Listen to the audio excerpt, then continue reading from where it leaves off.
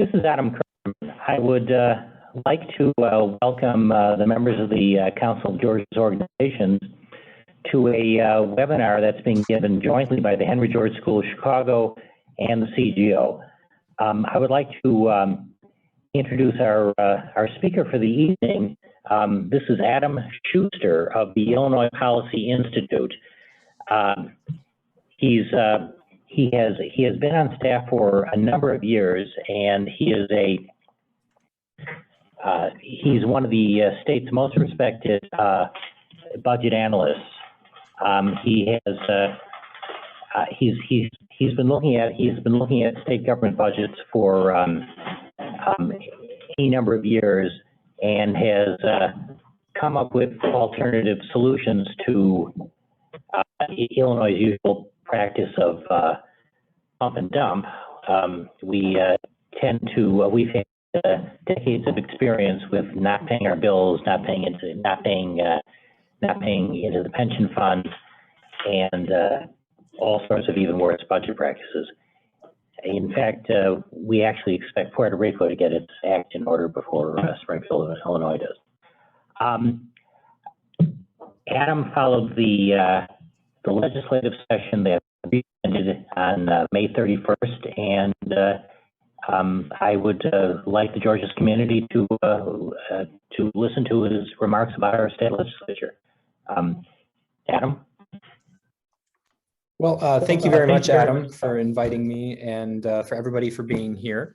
I want to let you know at the outset here that I'm going to try to cover a lot of ground, not only the state budget, but sort of the state of the state, right? The state of Illinois' financial health, the state of our economic health, as well as how federal aid is impacting both, and kind of where we can see ourselves going in the future, and how we can set ourselves up best for the future. So wanted to let you know that it's going to be a dense presentation. I'm going to try to go through the presentation portion in about 20 minutes because I want to leave plenty of time for a robust question and answer session and discussion about what I go through. So if you have questions as I go through, please just make a note and we can get to them at the end. So this, of course, was an unprecedented year across many dimensions, including, there we go. All right, sorry, a little delay there. An unprecedented year for the state of Illinois, for just about every individual in the country and the world because of the pandemic. And, you know, it at one point looked like it could be a true crisis for state finances. The University of Illinois, for example, predicted up to $21 billion in revenue losses over 3 years when the pandemic first began. Thankfully, that did not happen. Revenue losses have ranged from far less than we expected to essentially non-existent in some cases. But still, you know, we had some major challenges. And so what I want to go over is how we fared through this crisis, what the state of our financial health is, what the trajectory looks like if we keep going as we've been going, and then how we could change that trajectory. So these are the questions, generally speaking, that I hope to answer for you. The first is, you know, what is the state of our finances? Are things better than pre-pandemic? Are they worse than pre-pandemic? Are they about the same? How do we compare to other states? How is the massive amount of federal spending going to affect our state finances in the near term and the long term? How is this new budget, you know, how do we grade this new budget? How is it going to affect our state's residents? How is it going to affect our economy? How is it going to set us up to succeed or fail as we try to recover from the pandemic economically and the related shutdowns and the economic harm that has been done? What are the best and worst things that came out of Springfield this year? And then, in my opinion, a very related question, did the end of Speaker Mike Madigan's tenure usher in a new day in Springfield? And I should, you know, preview here that the short answer is no, but that doesn't mean there hasn't been any sort of improvements. Although, you know, the fact that the budget was passed was introduced and passed all within a matter of hours, so that nobody really knew what they were voting on. Nobody really knew what exactly was in it. There was no robust debate. There was no time for watchdog groups and public policy researchers like myself to review the budget and give feedback in advance. And this is a broken budget process that really was created by Mike Madigan. He's the architect of our broken budget process, where he sort of had this outsized power. And essentially Mike Madigan for many years decided what was in the budget. With Mike Madigan gone, unfortunately, the process and the practice of dropping last minute budgets has remained. And the reason I'm spending so much time on this slide here is because just today, Governor Pritzker issued an amendatory veto of that budget, not because he disagrees with anything in it, but because they drafted and passed the thing so fast, they made significant drafting errors, legal technical errors that essentially would have prevented the budget from taking effect until 11 months from now. So, it would have been 11 months without any, but yeah, so as I was saying, Governor Pritzker actually issued an amendatory veto of the budget today because they passed the thing so fast. They screwed up essentially the effective date of all the appropriations, so that they meant to pass about $2 billion in supplemental appropriations for the current year, which wouldn't have taken effect until next year. And then they meant to pass a budget for this year, which wouldn't have taken effect until June, oddly enough, when it usually begins July of next year. So this broken budget process, materially impacts the policy of the state of Illinois. And when you find out that there are errors like this, basic errors in drafting, it really makes you wonder how well they understand what exactly is in this. Altogether, the legislation is about 4,000 pages of legislation, right? And how well do these individual lawmakers really understand what's in this, and how many other mistakes could they have made? Sorry, just a pet peeve of mine that they keep doing the budgets this way. So the first question was, what is the state of Illinois' finances? And the short answer is not good. The pandemic did not turn out to be the fiscal event that many people thought it would be. As I said, revenue losses have ranged from far less than expected to non-existent around the country. Illinois revised up its revenue projections 4 times during the most recent year. From the beginning of the pandemic until the budget was passed, they raised their revenue projections 4 times. Now, the state of Illinois is the most fiscally unhealthy state in the country. And I don't think that this is really up for dispute anymore. There's different metrics. You could cherry pick a few metrics where New Jersey or Connecticut might look worse. But when you look at the whole picture, my argument is that Illinois' fiscal condition is the worst of any state. Of course, we have the worst credit rating, but this to me is the most important top line measure. And this is basically the net worth of your state, or your net debt, or your net surplus for the few that have those, compared to the entire size of your economy. So we don't want to just compare raw debt numbers, right? Because a state like Illinois is going to have much more debt than a state like Wyoming, just based on size, right? But when you compare it to the size of the economy, you see that Illinois' debt compared to how much we produce here, how much we buy and produce here, is the worst debt burden of anywhere. It's where we have negative $226 billion in value in Illinois state government. This is why they have not balanced a budget since 2001. Now, this might be surprising to people for a few reasons. One is that every year politicians say that they balance the budget. They say that publicly, they say that to the media, they say that to the voters, and then when they issue bonds, they admit their deficits. And when they issue at the end of the year what's called the traditional budgetary financial report, they give the final end year numbers, and these are those numbers. So this is the deficits according to the state itself. This is not me doing some type of projection or playing with them. This is what they say their deficits have been. The second reason people are sometimes thrown by this is because they say, well, Illinois has a balanced budget requirement in the Constitution. contribution. And while that's true, it is a toothless requirement. We are one of only 15 states that lacks an end of year balanced budget requirement, or a requirement that says a deficit cannot be carried from one fiscal year to the next. So we're only one of 15 states that lacks what I would call a true balanced budget requirement. And instead, what we have is a requirement that politicians pass a budget they say is balanced. And it allows for all kinds of games to be played with, revenue expectations. You just inflate those a little bit, by $1 billion or so, a little bit, right? That makes your budget balance, or you underestimate your expenditures and then you pass supplemental appropriations later on in the year that increase spending beyond what you passed in the budget. And anyway, all these types of gimmicks and tricks, short-term borrowing, sweeping money from other state accounts to make your general funds look better than they are, is how Illinois gets away with claiming to balance a budget every year when they haven't done it in 2 decades. And the result is this. And they must think we're stupid, right? Because we see this number, $226 billion in debt. And, if the budget had really been balanced as they've been saying it has been, this number would not look like this. Why? Why is our budget so unbalanced? Well, it's not a lack of revenue growth. Despite what some people will tell you, Illinois has never been lacking in revenue. We are one of the highest tax states in the country when you combine all state and local tax burdens. And we've had fairly robust, healthy revenue growth over the last decade. Since the recession ended, we've had about 47% growth in our general funds budget in terms of revenue that's adjusted for inflation, but spending has grown by about 50%, or 57% rather, so significantly faster than our revenues.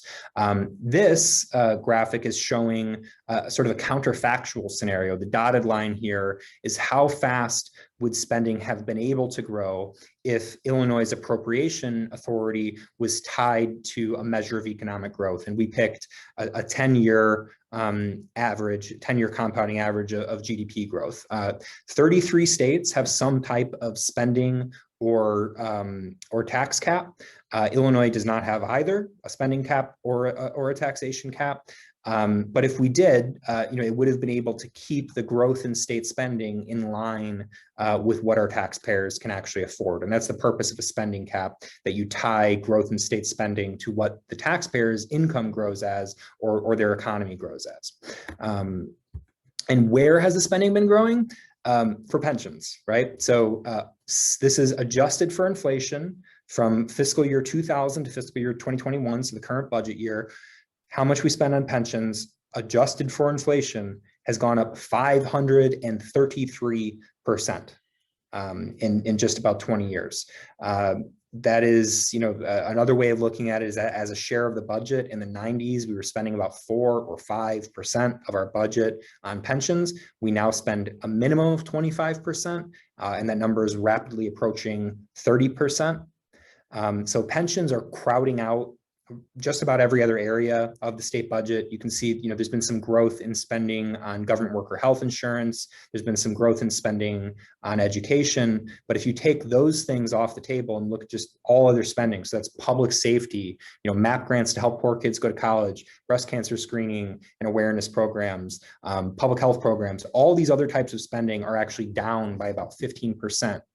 So what this means, right, is that we are asking people to pay more in taxes continually to give them less of the services that they actually want and need. And to me, this is the story of why Illinois has an outmigration crisis. It's not just the tax burden, right? There are other high tax states that don't have the same outmigration problems Illinois has. In Illinois, we have a high tax burden without any of the services, the better services that usually comes with. And it's because we're just essentially wasting. I mean, you can split hairs with terms here, but we're essentially wasting this money on the pension crisis rather than putting it into things people actually want and need.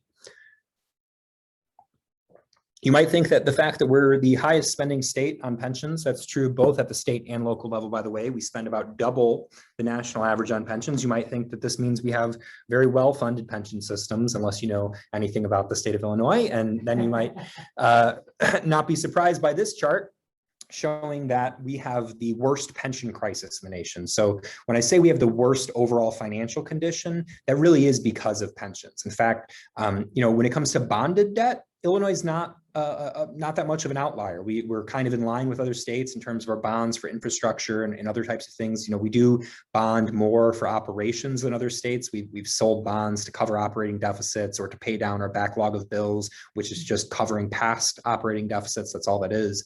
But the real crux of our problem stems from pensions and, actually more broadly speaking, retirement benefits for government workers that have not been properly managed and not been properly funded, and at this point are overpromised because taxpayers cannot make up the gap that our politicians have left us.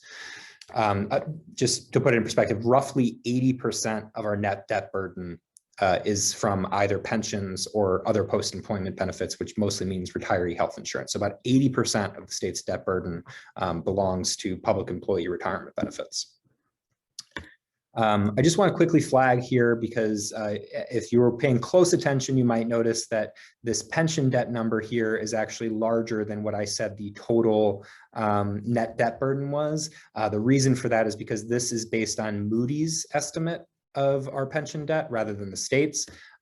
Moody's pension estimates are typically about double what the state says our pension debt is.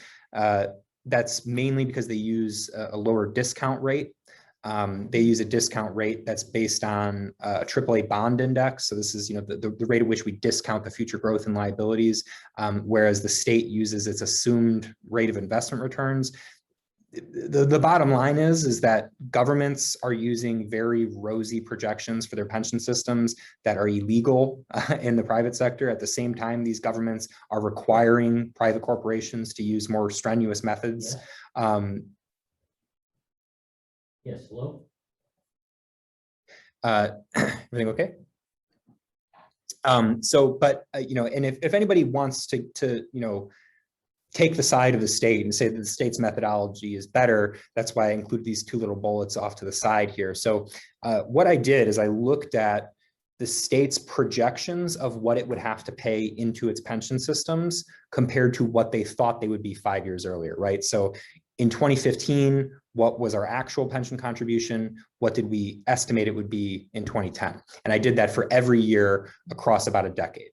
And what I found is that across a decade, Illinois overpaid what it thought it would have to pay into the pension system by about $24 billion. And we are off on average by about 15% per year on what we thought we'd be paying 5 years earlier. And the reason for that comes down to how we value our liabilities, because we are undervaluing our liabilities. So we have the worst pension crisis in a rosy scenario, is the bottom line.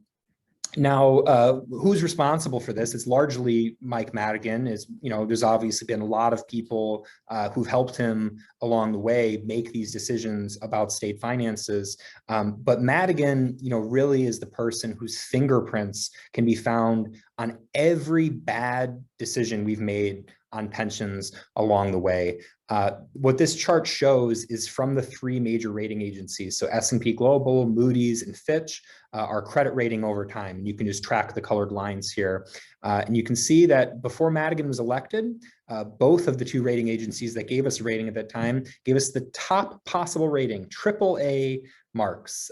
We were one of only a few states at the time that had a AAA credit rating. And then throughout all these decisions made, first Madigan becoming speaker, implementing the 3% cost of living adjustment for pensioners back in 1990, regardless of what inflation is. You can see the Edgar ramp that took effect in 1996. That was when the state basically baked in an underfunding of the pension systems. There's various pension obligation bonds, early retirement incentives. All these are markers of where Illinois has made mistakes on pension policy that have tanked our credit rating. And the interesting thing about it is that if you go back and look at the legislation, Madigan was either a sponsor or a co-sponsor or voted in favor of every single one of these bills. And as the Speaker of the House, who had outsized power over the rules, he also was the one who allowed all of them to go through. So, I really do think, he deserves singular blame for the state of Illinois' financial condition, because he's been the one who had the most power over it for about 30 years or more. Just crossed out the has there. Madigan has reigned over the downfall of Illinois credit, because he reigned over the downfall of Illinois credit because he's gone. That's where some people might say that it was time for a new day. We had a new Speaker of the House this legislative session, Speaker Welch. He did make some changes that were positive, devolved more power from the office of the Speaker to the committee chairs, which allowed more ideas to be heard and debated and that kind of thing. But like I said, unfortunately, a lot of the really disturbing legislative processes have survived Mike Madigan. And for people like Mike Madigan, pension system doesn't look broken. It's working great.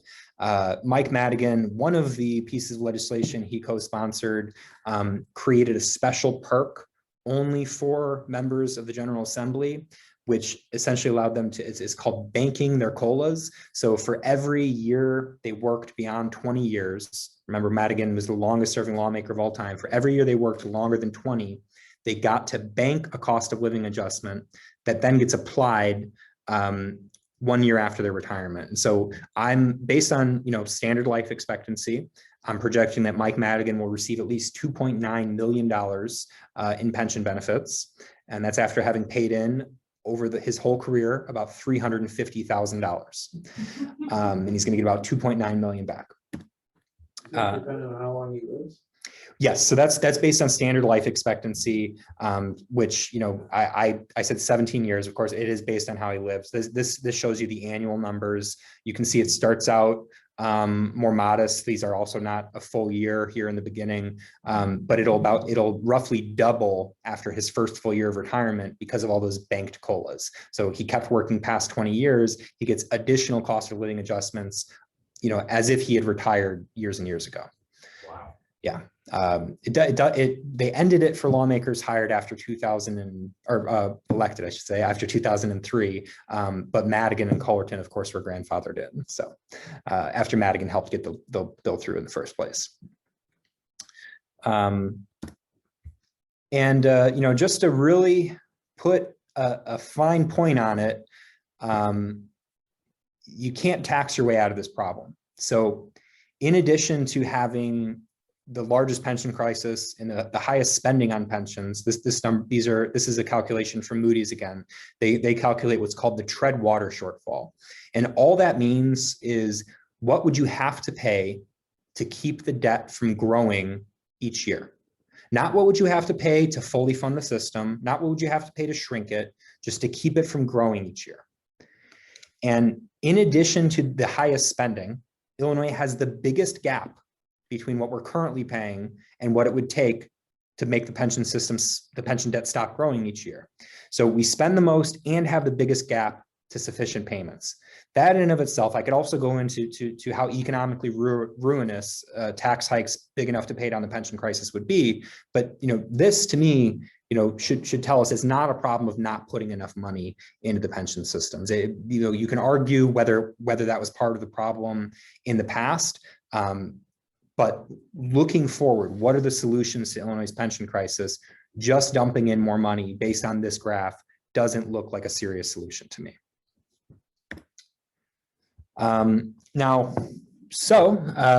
With all that backdrop on pensions, I wanted to tell everybody a little story about my trip to Washington last year in the midst of the pandemic, because one thing we were really concerned about was the prospect that Congress would essentially bail out the pension funds. And Illinois asked for a bailout of its pension funds.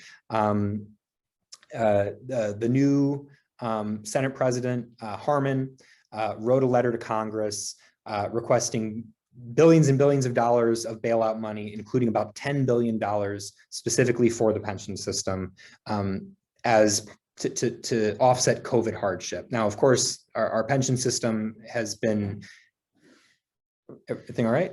Sorry. Oh, no. Okay. So the pension system has been mismanaged for years, far predates COVID-19. Really hard to blame our pension situation on COVID-19, especially considering that the market downturn many predicted ended up being much shorter and rebounded much quicker than usual. So pensions really did not fare badly during the pandemic. And so we came up with a plan to attach strings to any federal money. So we were not opposed to the idea that the federal government would help state and local governments cover revenue losses or cover, emergency spending, health spending, vaccines, this type of thing. We didn't oppose aid. We opposed blank check bailouts. And we fought for a very robust program. We had some legislation introduced by an Illinois Congressman, Darren LaHood, that we called the Taxpayer Protection Program. And what it would have done would be to have structured the aid as forgivable loans, and that states would only get forgiveness if they agreed to certain basic financial practices, things like balancing your budget each year, trying to build a rainy day fund, and making sufficient contributions to your pension system. And if you couldn't make sufficient contributions, lowering the benefits, lowering the liabilities to a level you could actually afford. Now, the whole program didn't pass, of course. This tends to be how things go in the legislature, but we did get one important part included, which was a prohibition on using federal funds for contributions to pension systems. That did make the final legislation signed by President Biden. Our understanding of how it happened is that we had pressured Senate Republican leadership very hard on this idea. And I can't say this for sure, it's third-hand knowledge, but what I was told is that Senator Manchin came to Senate Republican leadership and asked them, what would it take for you guys to be more okay with the bill? He was trying to compromise. And this is the one thing that kind of made it through into what was a partisan Democratic bill that passed with I think no Republican support, but might have had some. So that was a good thing. It means that there will not be moral hazard, or at least as significant of a moral hazard with the bailout. What we were really concerned about was that if Illinois politicians bore none of the consequences for their years of financial mismanagement, that we would be sending a message to state and local politicians around the country that do whatever you want, the federal government's got your back. And that would have been a disaster and would have really opened Pandora's box for a lot of bad policy. I also want to quickly point out that the roughly 14 billion between state and locals, 8 billion for the state that we got under President Biden is far from the only assistance the federal government has given to Illinois state and local governments. Everything you're seeing on the screen, and I apologize for the sort of chopped up graphic here, but it's the only way I could get the whole thing to fit. But this all happened prior to the American Rescue Plan Act. So we got $10.8 billion in state and local aid from the federal government under President Trump and during 2020. So under the CARES Act, various other acts that were passed, the December compromise, which largely refunded many of these types of programs. The big difference between what was passed in the American Rescue Plan and all this other aid is that that's what we would call flexible aid or general budgetary aid. It can be used for virtually any purpose, where most of this stuff was earmarked for specific purposes: education, transit, election security, Medicaid, things like that. But of course, all of that spending also reduces pressure from state sources, right? So if we're getting money from the federal government for K through 12 education, for transit, then that alleviates some of the need to put state and local tax collections for that same purpose.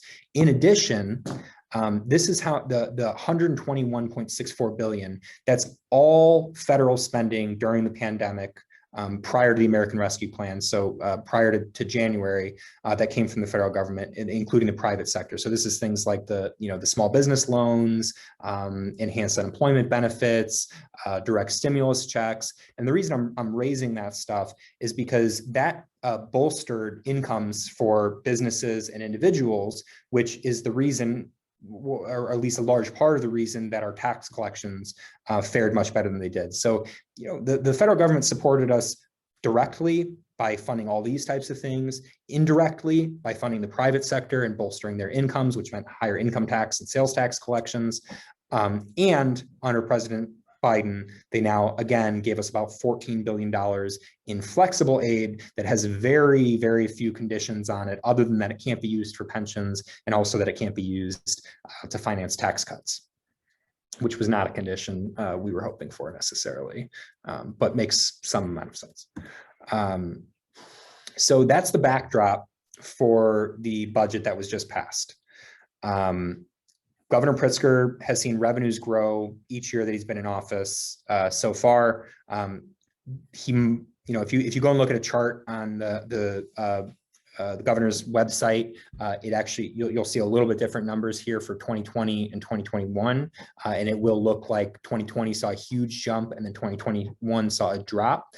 I've smoothed that or adjusted that because most of that reflects about $1.3 billion in income tax revenue that just got shifted forward a fiscal year, because if you remember, they delayed the income tax filing deadline from April 15th to July 15th, and our fiscal year starts July 1. So they basically shifted a little over close to $1.5 billion in revenue forward to a fiscal year, but I've just smoothed that to reassign those to their original fiscal year, because we borrowed money to cover that gap anyway, so it essentially didn't matter. And then we repaid that borrowing almost immediately. That was the first time we borrowed from the Federal Reserve.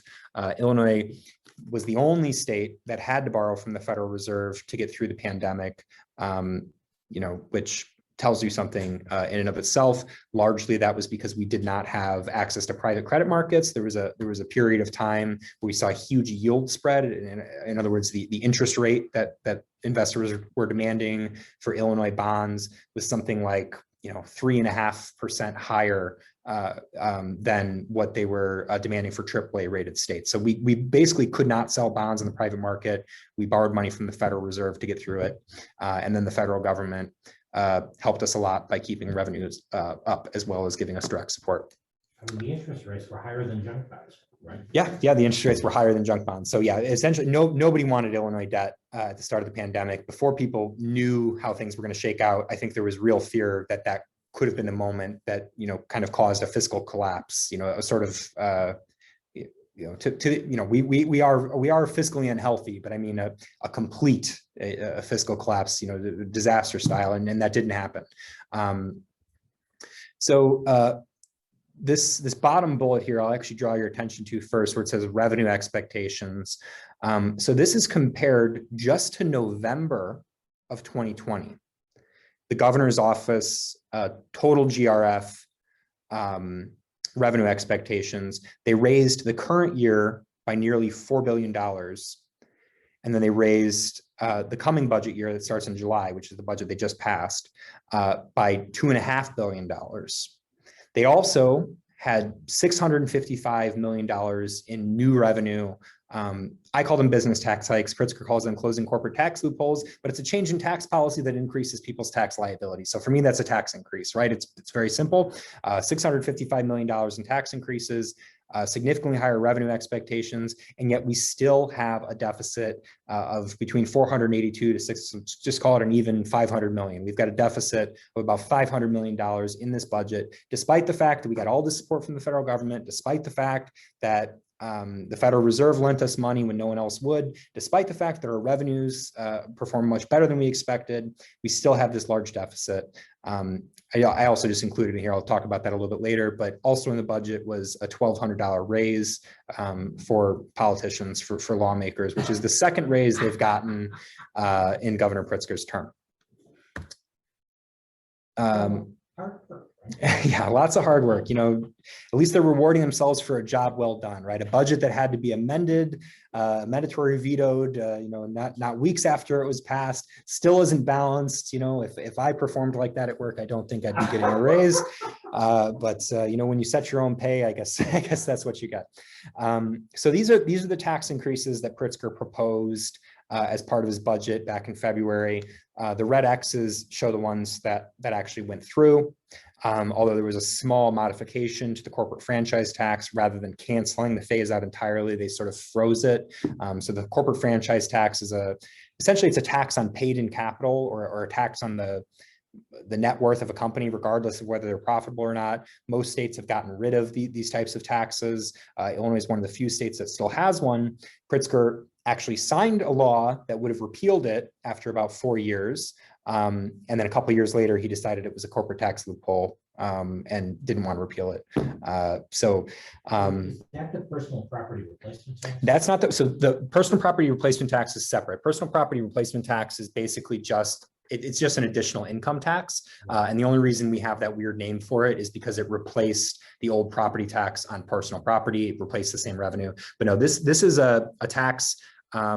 We call it the corporate franchise tax. It doesn't apply only to corporations. It's a tax on paid-in capital.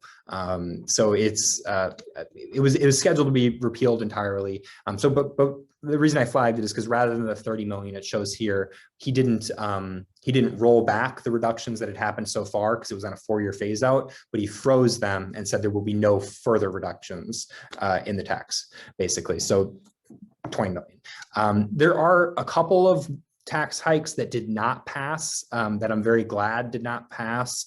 There was a one that would have hit retailers very hard, one that would have hit manufacturing very hard, both of which are sectors of the economy that are going to be really important as we grow jobs and try to recover from the pandemic. But he did get a majority of the revenue he wanted. So if you notice the tax, 3 of the 4 tax hikes he did get are the largest ones that he wanted. So he got a lot of the revenue he wanted, just didn't get each individual tax change.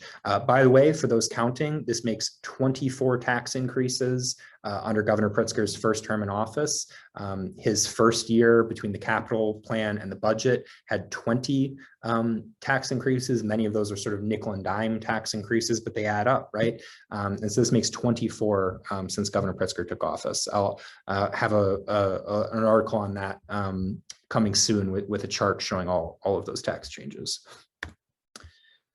These are, so not only did they increase their base salaries by about $1,200, this budget also increased the stipends that you get for being in a leadership position or the chair of a committee. I didn't actually even include this on here, but they also doubled the office budgets that each lawmaker gets. So each lawmaker has an allotment of money to hire staff and things like that. That was doubled. And then there's a separate line item in the budget for leadership and party staff. So the people that Mike Madigan and them party staff. Yes. So like the House Republican analysts, the House Democrat analysts, those. Oh, but these are people who do actual work. Yes, they do actual work. Yes, legislative staff, not for the political parties themselves, but essentially partisan legislative staff. Yeah, and that was increased by 50%. So for those we got $1,200 base pay increase, increasing the stipends, doubling the office budgets, and increasing by 50% the budgets for their staff. So they made out really well in this budget. The total General Assembly budget went up by about 24 million, and they're actually one of the few agencies that got material spending increases. Most of the higher spending goes to pensions. Pritzker, did include $350 million more for K through 12 education, but virtually every other agency was held flat against last year. So they're giving themselves these raises not only for a job poorly done, but only to themselves. Most of the rest of the budget is not getting this money. And this just shows where they rank. This is their new pay, the base pay, not including per diems, not including stipends and everything like that. They're the 5th highest paid among lawmakers. And they are technically part-time. They're the highest part-time paid legislature, although the amount of time they spend in session increasingly puts them closer to full-time. Technically, they still consider themselves part-time though. And this, I just wanted to flag briefly here that, our recovery is already lagging the rest of the country. We lagged significantly in the recovery from the Great Recession. I call it sort of a lost decade. We never, really fully recovered to where we were from the financial crisis. We had the second worst personal income growth after the Great Recession. We had the second worst home price growth after the Great Recession. And yet, we kind of haven't learned our lessons. I think one of the big mistakes we made was significantly increasing taxes right after a recession. This is bad economic policy. Just about anybody. It's less of a consensus than it used to be, but it used, even Barack Obama said back in the day that's bad economic policy to increase taxes during or just after a recession. Illinois did that, and we're doing it again. It's a mistake because we are already a fairly high tax state that's not friendly for business. CEO Magazine ranked us recently 48th in the nation for friendliness to business or openness to business. And yet we're doing things like, continuing our pension spending, continuing to increase taxes on businesses. We have the highest unemployment rate in the Midwest right now. We're lagging behind the nation and the Midwest in terms of job creation. And this budget that was just passed by Pritzker, just unfortunately does not put us in a position to change this. It's hitting job creators. And, I'm sorry if anybody finds that to be a political buzzword, but really, small businesses create about 2/3 of new jobs in Illinois. They are job creators. Things that are bad for business are ultimately bad for their employees in many cases. A lot of these tax increases are going to make it harder for us to grow jobs and get out of the pandemic successfully. So I am very worried that we're not making the right policy decisions now to put ourselves in a position to succeed. All right, so that was the budget. Like I said, I know I'm going over things very quickly here. It's a lot of content, but I want to leave time for Q&A. So I'm just going to do this part real briefly. What's the good, the bad, and the ugly from this year's General Assembly, from the legislative session? For the good, we saw that the Invest in Kids program was preserved. So Invest in Kids is a tax scholarship program where you can make a donation and receive a tax credit worth 75% of your donation up to a maximum of $1 million. And these scholarships help disadvantaged poor kids, primarily minority kids are participating in the program, help them attend a private school of their choice. So this is one of the only forms of school choice that Illinois has. It's a large program, it's working well, and yet because the teachers unions don't like it, Governor Pritzker has twice proposed getting rid of it, including or getting rid of or scaling it back, including as part of this year's budget. There was a strong pushback against this from parents groups. Many of the Black Caucus party members in the Democratic Party did not support Governor Pritzker on this, and he did not get his way. Rather than gutting the Invest in Kids program to balance the budget on the backs of poor children, as Pritzker wanted to do, they actually extended the program for another year because it has a sunset. So they extended the sunset by 1 year, and they expanded it to include career and technical education. So that was a positive aspect. We began ethics reform. I say began because there's a lot of work left to be done on that. I could go into more detail if anybody's particularly interested in it, but an example of the loopholes that they included in their ethics reform, revolving door. So most states have some type of revolving door ban, or they also call a cooling off period between when you retire as a legislator and when you become a lobbyist. The gold standard is 2 years. Increasingly, states are setting it at 2 years. The average is a little 1.5 years maybe, but 1 to 2 years would have been a good cooling off period. Illinois set it at 6 months.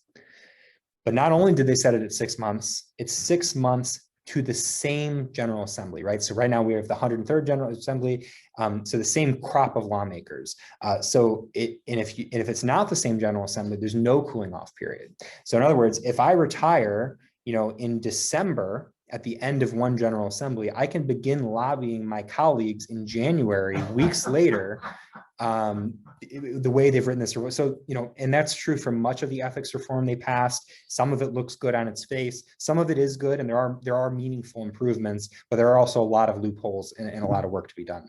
As I said earlier, many types of spending were limited. The types of spending that weren't limited were primarily raises for government workers, pensions for government workers, government worker health insurance, and politicians' pay, and education. Education got an increase, but just about everything else was held to last year.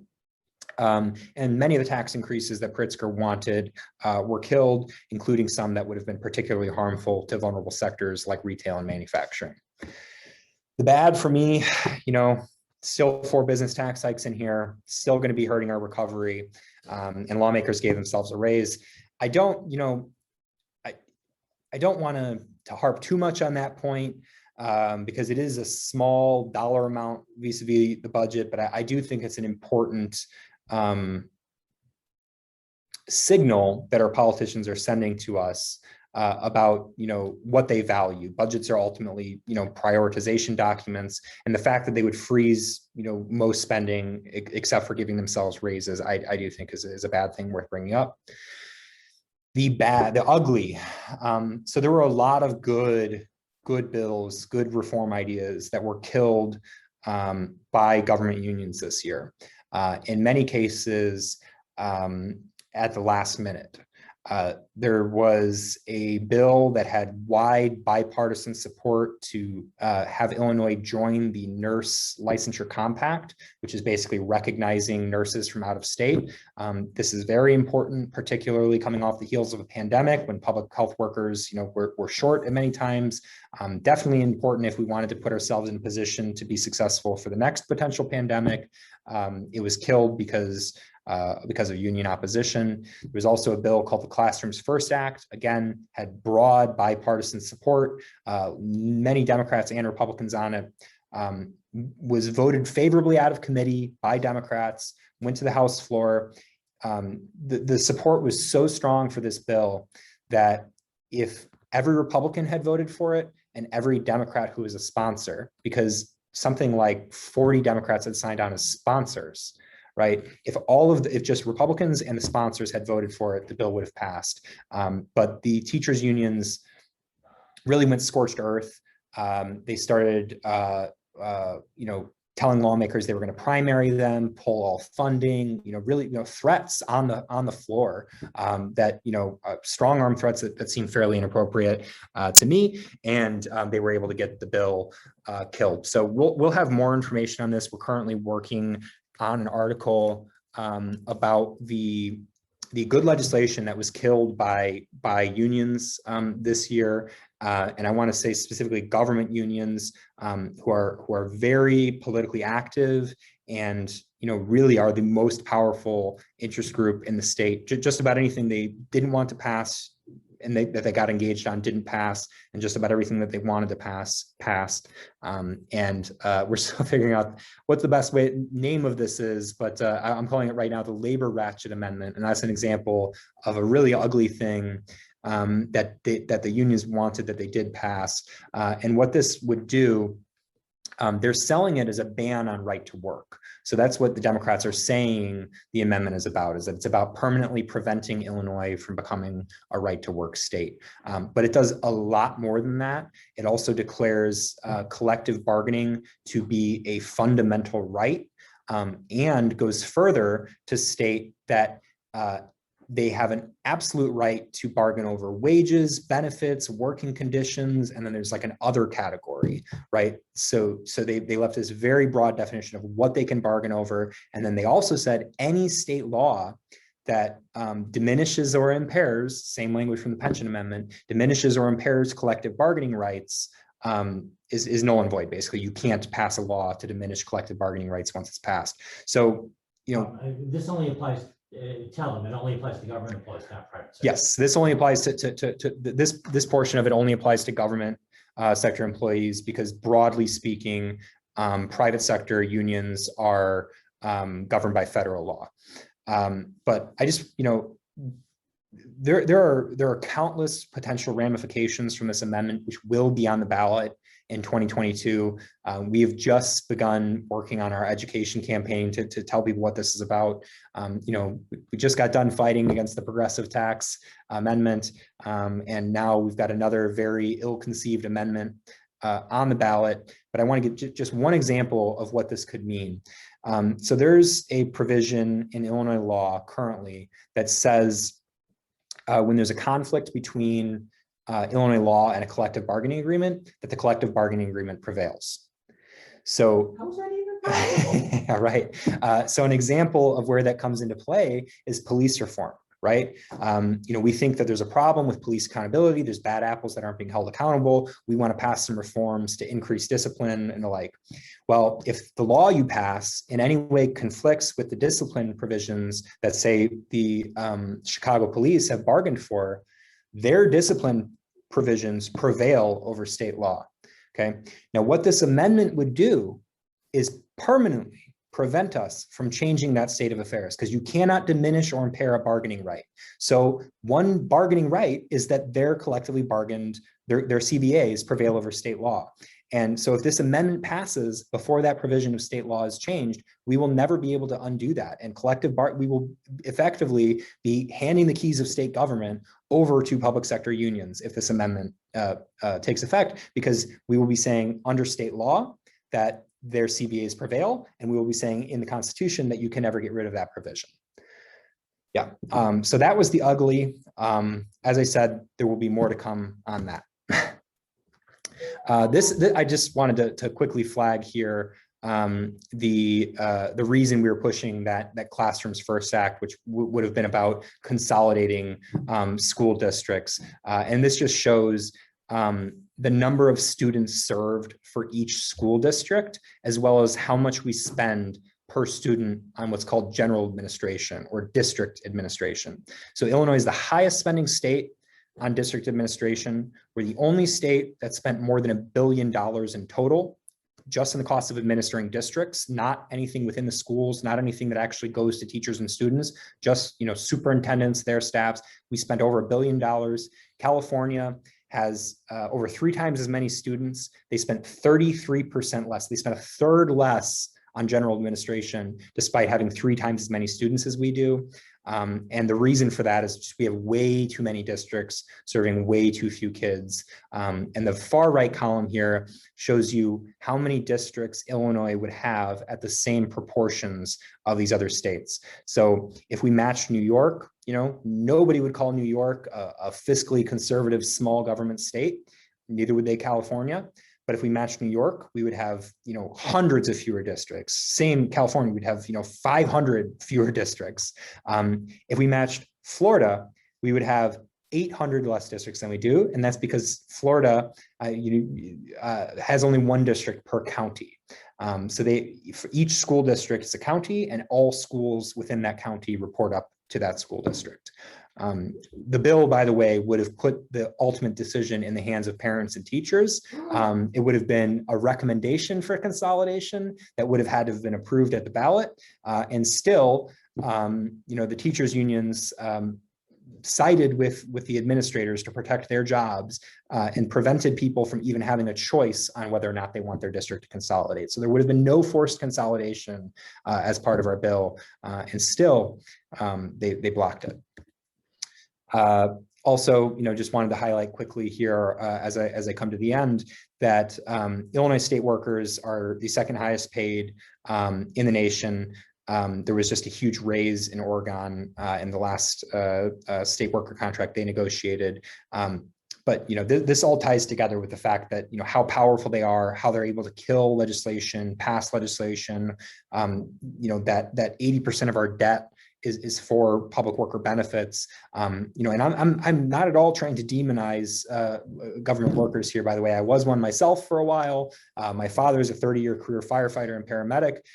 But the reason I'm raising these issues is because no special interest group should have such outsized power over public policy. We really should have, a pluralistic and deliberative way of making legislation, but also because their perks and pay that they're able to get are increasingly harming anyone who's not in that class, who's not in that, public sector worker class. And that's where this graph comes in. I just wanted to show how much faster compensation for government workers has grown than private sector workers. So there are a lot of problems in the state of Illinois, clearly. And there were some silver linings to this legislative session, but Mike Madigan, many people said it was politically impossible for Mike Madigan to be taken down, that he would only resign on his own terms. The Illinois Policy Institute did a documentary about Mike Madigan back in 2016. And I didn't include the data here, but we have some pretty stark data showing that essentially no one knew who Mike Madigan was back in 2013. The public at large, people like us, people who pay a lot of attention to state and local politics might have known, but the public at large had no idea who he was. And those who did know actually had a slightly favorable opinion of him. By 2017, the year after the Mike Madigan documentary came out, if anyone's interested in seeing that documentary, by the way, it's called Power, Privilege, Politics. You can find it on YouTube. It's very well done, includes some direct commentary from people who were very close to Speaker Madigan. But by 2017, not only did about 75% of Illinoisans know who Mike Madigan was, he also had the lowest approval rating of any politician in the country. So, our efforts and these education efforts were a big part of his ultimate downfall. And much like people said that ending Mike Madigan's reign was politically impossible, they're saying turning around the state of Illinois' finances is impossible, pension reform is impossible. But the job of the Illinois Policy Institute remains to turn the politically impossible into the politically inevitable. And that's what we're going to do. Well, if you want your real estate taxes lowered, you go through Madigan. That's right. Yeah. Can you take some of the questions from the chat? Yes, absolutely. I will stop sharing here. All right, we have some questions in the chat. Well, I can't hear, so could you? Well, I'll just go down the line if that's all right. So the first question I see is from Giannis, and it's, where do all the pension payments go? Do they create any economic activity, or do they stagnate in bank vaults? Great question. So the annual pension contributions, oh, my camera's somehow. I'll just go with audio then. I apologize. I did not realize how long that took. I am a little over my time here, and I do have another event to get through. I'll still try to answer a couple of these questions here. But where does the money go from the pension funds or from the pension contributions? The annual spending on pensions goes into a series of pension funds. There are 5 funds at the state of Illinois level for which they contribute. Those funds are supposed to be invested so that they grow over time. So the idea is you invest the contributions over the life cycle of an employee. They grow with investments so that there's enough by the end to so we have these big pools of money sitting in bank accounts that's supposed to be invested. It is actually invested fairly well. They get pretty consistent returns, not always as good of returns as they think they're going to get. And yes, I will put the Madigan documentary in chat. But no, the money largely is not reinvested in the economy, at least not concurrently, because there's about $20 billion annually that's paid out of the pension funds. And that money obviously can be spent by the pensioners, but the pension contributions from the state itself do not go back into the economy. They go and sit in a bank account to be invested. But there's also research, our chief economist, you can find this on our website, illinoispolicy.org, that shows the more you spend on public pensions as a share of your budget, the worse it is for personal income growth in the state. So we actually have what's sort of called a hidden pension tax, where the pension contributions are actually reducing the rest of our income, because they could, even to the extent that it is being spent, that same pool of money could have gone to more productive uses that would have had a higher return. Can Illinois legally go bankrupt?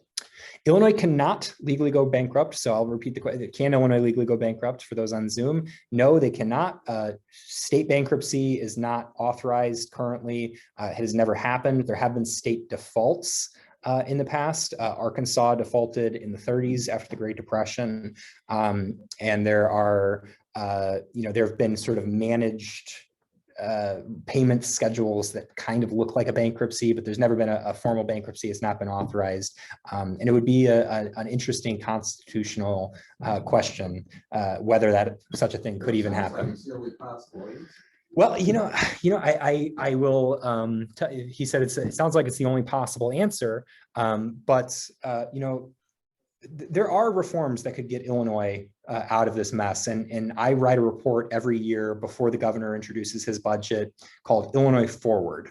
And it's a 5-year plan for how we can pay down our debt, balance our budgets, and actually start getting to the point where we can talk about reducing our tax burdens. And it requires significant reforms, starting with a constitutional amendment to allow us to fix the pension systems. But the ideas are out there. It's possible. It's just that our politicians haven't been willing to make those decisions for fear of interest group response. Because Unions, yeah. I think Detroit was bankrupt. Detroit, yes. Detroit did go bankrupt. Puerto Rico also, obviously, and they both had some similarities with their financial problems. One thing I was surprised at, though, I always thought that the virus was helping my Social Security because 80% of the people that were dying were either getting it or about to get it, but it hasn't helped the state of Illinois. So. Yeah. So there's another. All the Zoom people, make sure that all the Zoom people. Yeah, I wasn't sure if he can hear through there. Well, the retired ones, that's the ones that, Okay. Otherwise, everybody, 80% are either retired or. Where do the pension recipients live?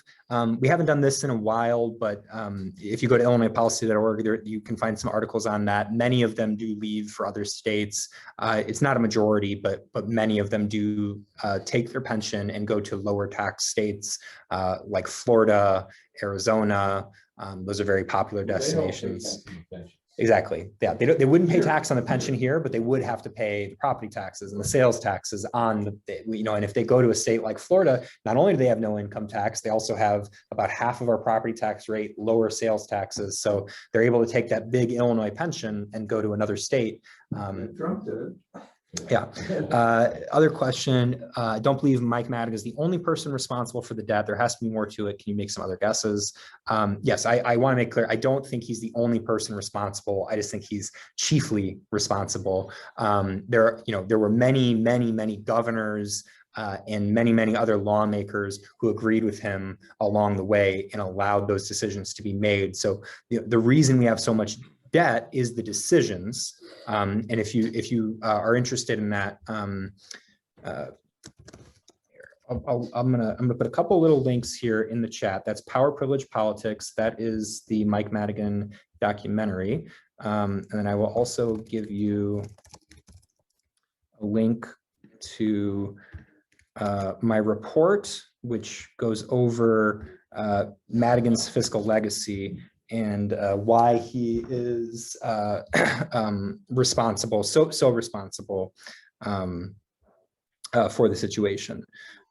What else?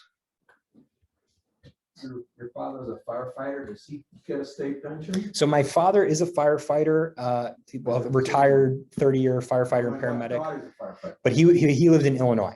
I mean, he didn't live in Illinois. He lived in Florida. So I'm from Florida originally. My parents split up when I was young. He still lives down there. Firefighter in Florida? Firefighter in Florida, yes. But the reason I bring that up is my dad took a lot of damage to his body. He's got bad shoulders, bad knees, bad back. Many of those injuries came out of his time as a public servant. And I raised that point because I really do believe that we have a duty to provide our public servants with a secure retirement.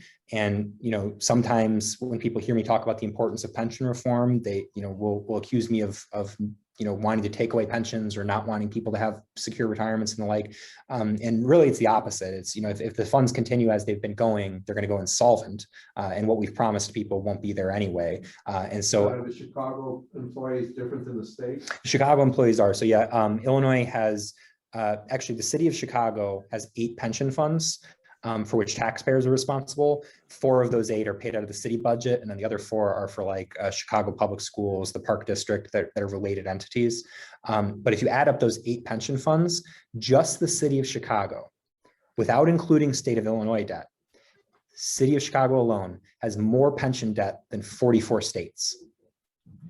My wife's a retired teacher. Yes.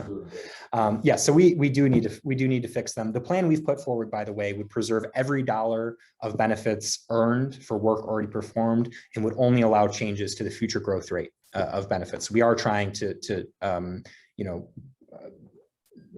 respect the promises. But we don't need to do it. Okay, do we have any other questions quickly? I do actually have to run pretty soon here.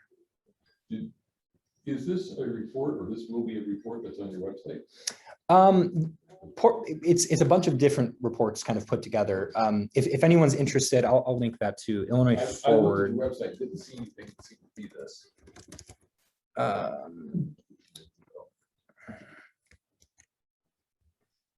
I'm going to link this in the chat as well.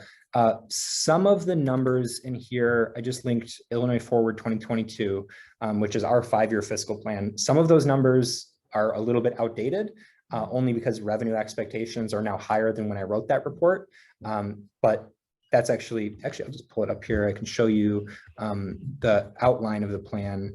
So I don't know if everyone could see this, but for those in the room, that's the Illinois Forward is on the website.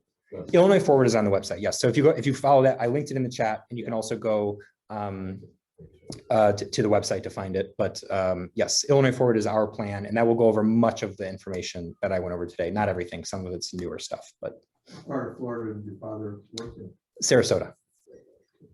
We have 2 houses in Seminole County down there, just in case I need to get out of Illinois. You're lucky they didn't burn. No, not, but Florida's better. Did you take all the questions? Yeah, all the questions in chat.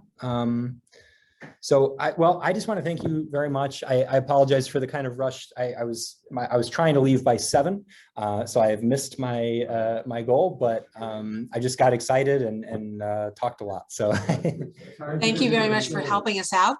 And we thank our sponsors. That you'll find a list of our sponsors on the CGO website, and you'll also see our next presentation on the website.